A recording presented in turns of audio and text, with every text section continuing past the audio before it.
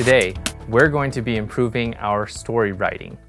In any kind of writing, it is really important to be as clear as possible.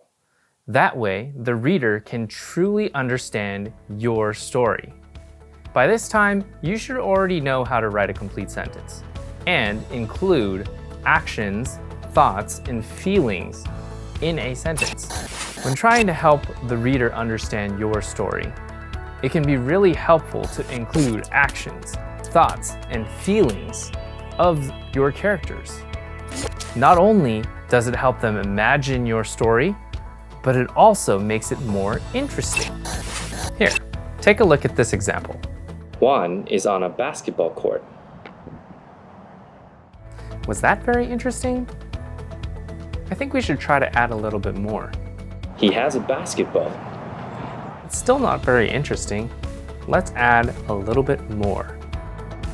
He does a spin move, pivots on the three-point line, and drives for the basket. Do you see how it's more helpful and more interesting when you add a little bit more detail to your stories? As you write, think about the details. Any actions, any thoughts, or feelings that would be important and or interesting to the scene. Then, write complete sentences that match those thoughts, and then put them in order so that it makes sense. I'll go ahead and model these key points for you. My prompt is, write about Juan on a trail. The first thing is I need to think about the details. What actions, thoughts, or feelings might he have?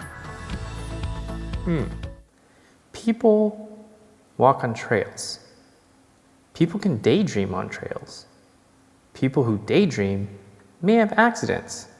People who have accidents on trails probably trip. People who trip and fall probably are worried about getting hurt.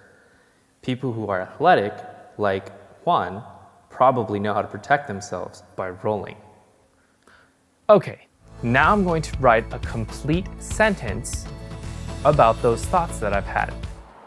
Juan is on a trail. He daydreams about scrambled eggs. He trips and falls, but he rolls as he hits the ground. Okay, let's work on one together. Your prompt is, write about a person in the park. Think about the details.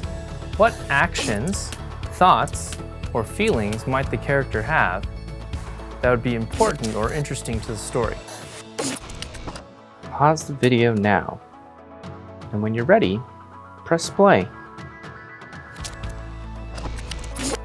Your story doesn't have to match mine. Just remember the key points. When I think about people at the park, they like to do different activities. One in particular that I can think of is flying a kite. All right, so we're gonna have Juan at the park, and then he's gonna have a kite, and then he's gonna try to fly it. But I know that sometimes when people try to fly kites, especially when there's not any wind, the kites don't fly. So maybe he's gonna struggle trying to get the kite to fly. All right, I'm gonna go ahead and try to write some sentences now. Pause the video and take some time to write complete sentences that match your thoughts. Pause the video now, and when you're ready, press play.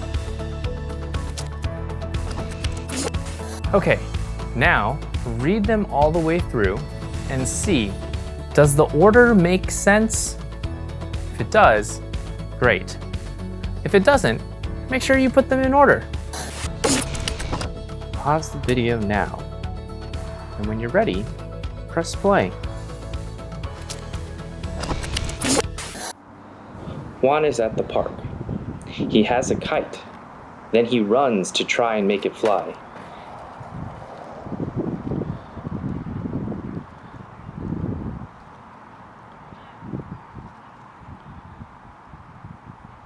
In the end, it didn't. Your next prompt is, write about two people playing at the park.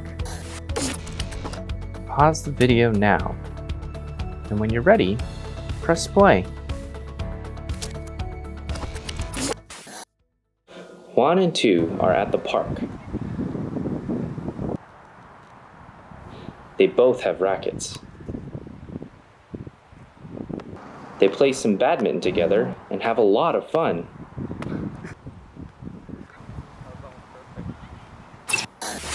Your last prompt is, write about a person riding a scooter. Pause the video now, and when you're ready, press play.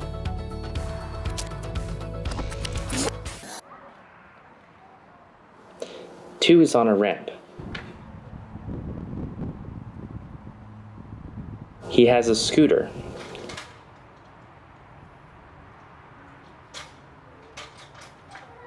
He tries to ride the scooter while eating ice cream.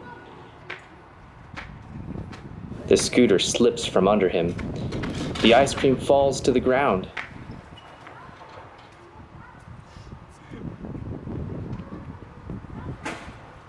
Tu is very sad that he no longer has ice cream to eat.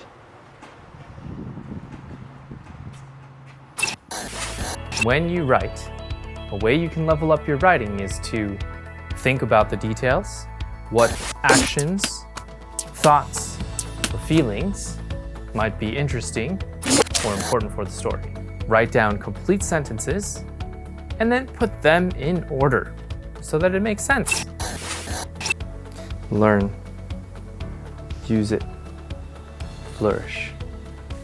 Mr. Urata,